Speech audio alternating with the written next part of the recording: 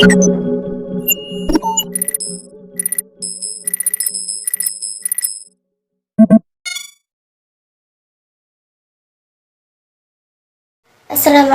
warahmatullahi wabarakatuh. Saya Iklim Mazaratul Islamiyah NPM 19488111019 dari Program Studi Pendidikan Guru Sekolah Dasar STKIP PGRI Bangkalan dengan dosen pengampu Dian Eka Indriana MPD. Di sini saya akan menjelaskan mengenai profil kurikulum. Pokok pembahasan yang akan saya bahas, yang pertama profil kurikulum di Indonesia, yang kedua profil kurikulum di beberapa negara. Kurikulum di Indonesia sendiri mengalami 10 perubahan. Yang pertama yaitu pada tahun 1947 hingga 2013. Kurikulum pertama di Indonesia yaitu pada tahun 1947, di mana kurikulum ini diberi nama Rencana Pembelajaran 1947. Kurikulum pendidikan di Indonesia pada saat itu masih dipengaruhi oleh sistem pendidikan kolonial Belanda dan Jepang, sehingga boleh dikatakan sebagai pengganti sistem pendidikan kolonial Belanda. Karena pada saat itu, suasana kehidupan berbangsa masih dalam semangat juang merebut kemerdekaan, maka pendidikan sebagai development konformis yang bertujuan untuk membentuk karakter manusia Indonesia yang merdeka, berdaulat, dan sejajar dengan bangsa lain di muka bumi ini. Selanjutnya yaitu kurikulum kedua pada tahun 1952, di mana kurikulum mengalami penyempurnaan lagi yang diberi nama Rencana Pelajaran Terurai 1952. Kurikulum ini sudah mengarah pada sistem pendidikan nasional yang harus memperhatikan isi pelajaran yang dihubungkan dengan kehidupan sehari-hari. Selanjutnya yaitu kurikulum ketiga pada tahun 1964. Kurikulum kembali mengalami penyempurnaan atau disempurnakan kembali yang diberi nama Rencana Pendidikan 1964. Pokok pemikiran kurikulum 1964 bahwa pemerintah mempunyai keinginan agar rakyat mendapat pengetahuan akademik untuk pembekalan pada jenjang sekolah dasar, sehingga pembelajarannya dipusatkan pada program Pancawardhana. Program Pancawardhana ini meliputi pengembangan daya cipta, rasa, kersa, karya, dan juga moral. Sedangkan mata pembelajarannya dibagi menjadi 5 bidang studi. Yang pertama moral, yang kedua kecerdasan, yang ketiga emosional atau artistik, yang keempat kepikiran atau keterampilan, dan yang terakhir adalah jasmani. Selanjutnya yaitu kurikulum keempat pada tahun 1968. Kurikulum ini dilatar belakangi dengan terjadinya peristiwa Gerakan 30 September atau G30S yang banyak berpengaruh pada tatanan politik, ekonomi, sosial, dan budaya, termasuk juga dalam bidang pendidikan. Sehingga Permendikbud pada tahun 1968 melakukan perbaikan-perbaikan dengan menerbitkan buku pedoman kurikulum di sekolah dasar yang didasarkan pada falsafah negara Pancasila. Selanjutnya yaitu kurikulum kelima pada tahun 1975, di mana kurikulum ini mengalami perubahan karena dipandang kurang sesuai dengan kondisi masyarakat pada saat itu, sehingga dilaksanakanlah inovasi-inovasi dalam kegiatan belajar mengajar agar lebih efektif dan juga efisien. Kurikulum pada tahun 1975 ini diberi nama Kurikulum SD 1975, di mana kurikulum ini dimaksudkan untuk mencapai keselarasan antara kurikulum dengan kebijakan baru di bidang pendidikan, meningkatkan efisiensi pendidikan, dan juga meningkatkan mutu lulusan pendidikan. Selanjutnya yaitu kurikulum ke-6 pada tahun 1984, di mana kurikulum ini berorientasi pada landasan teori yang mengacu kepada 3 aspek perkembangan murid. Yang pertama adalah ranah kognitif yang berisi kemampuan berpikir, ranah afektif yang mengungkapkan pengembangan sikap, dan juga ranah psikomotor yang berisi kemampuan bertindak. Nah, semua itu dilandaskan pada Pancasila. Selanjutnya yaitu kurikulum ke-7 pada tahun 1994, di mana kurikulum ini memadukan antara kurikulum tahun 1975 dan kurikulum tahun 1984.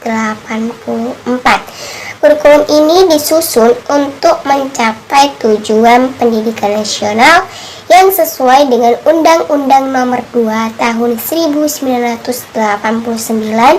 dan PP Nomor 28 Tahun 1990. Selanjutnya yaitu kurikulum ke-8 pada tahun 2004. Kurikulum ini berbasis kompetensi yang harus dicapai siswa. Sebenarnya kurikulum pada tahun 2004 ini tak berbeda dari kurikulum 1994. Namun yang membedakannya yaitu cara para murid belajar di kelas, di mana kurikulum dahulu para murid dikondisikan dengan sistem catur ulang yaitu 4 bulan berturut-turut, sedangkan dalam kurikulum 2004 ini siswa dikondisikan dalam sistem semester yaitu 6 bulan berturut-turut. Pada kurikulum 2004 ini siswa dituntut untuk lebih aktif, sedangkan guru sebagai fasilitator. Selanjutnya yaitu kurikulum 9 pada tahun 2006. Kurikulum ini diamanatkan oleh Undang-Undang Nomor 20 Tahun 2003 tentang Sistem Pendidikan Nasional dan Peraturan Pemerintah Republik Indonesia tahun 2005 tentang Standar Nasional Pendidikan.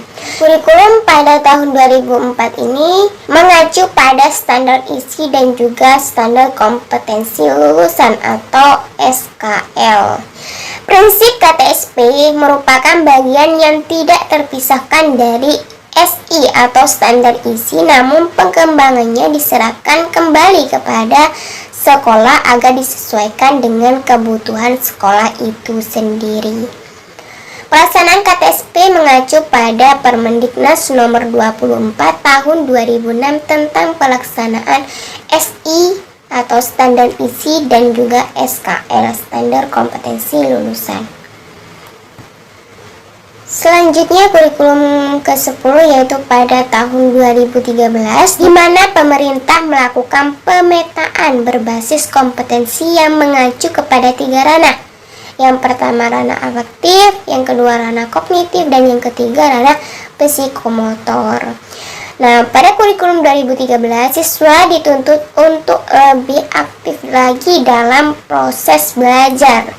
Nah, dan di sini guru juga dituntut untuk profesional dalam mengajar. Sedangkan pada kurikulum 2013 ini, pengembangan kurikulum dibagi menjadi 5 tingkatan.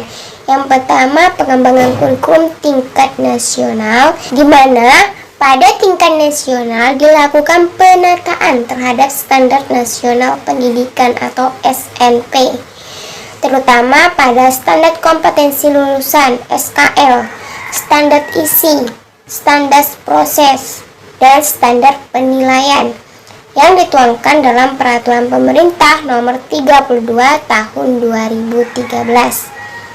Selanjutnya yaitu pengembangan kurikulum tingkat wilayah. Pengembangan kurikulum ini sudah dilakukan oleh tim pengembang kurikulum pada tingkat wilayah, termasuk pada muatan lokal dan juga bahasa daerah. Selanjutnya, pengembangan kurikulum tingkat satuan pendidikan. Pengembangan silabus. Nah, pengembangan silabus ini tidak lagi dilakukan oleh guru, tetapi sudah disiapkan oleh tim pengembang kurikulum baik di tingkat pusat maupun di tingkat wilayah. Dan yang terakhir yaitu pengembangan program pembelajaran. Kurikulum 2013, program pembelajaran yang dikembangkan adalah tematik dan terpadu, sehingga kegiatan pengembangan kurikulum pada tingkat ini adalah menyusun dan mengembangkan rencana pembelajaran terpadu. Selanjutnya yaitu kurikulum di beberapa negara. Di sini ada 3, yaitu Malaysia, Filipina, dan Amerika Serikat. Kurikulum di Malaysia. Kurikulum di Malaysia ini sistem persekolahannya sama dengan di Indonesia, yaitu menerapkan durasi 6 tahun bagi anak usia 6 sampai 11 tahun. Nah, tujuan pendidikan di Malaysia ini dimanifestasikan dalam The National Philosophy of Education. Perubahan-perubahan dilakukan secara terus-menerus untuk memperbaiki kualitas pendidikan tergambar dalam The National Philosophy of Education. Selanjutnya yaitu di Filipina. Nah, di Filipina ini sama dengan di Indonesia, yaitu menerapkan 6 tahun pada sekolah dasar.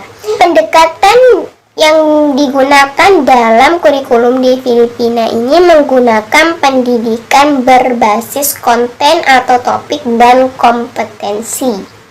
Selanjutnya yaitu kurikulum ketiga, yaitu di Amerika Serikat, yaitu menerapkan durasi 5-6 tahun untuk sekolah dasar. Dalam sejarah pendidikan di Amerika Serikat, penentuan yang diajarkan di sekolah itu merupakan hak yang dimiliki oleh masyarakat lokal dan negara bagian, sehingga disebut dengan status.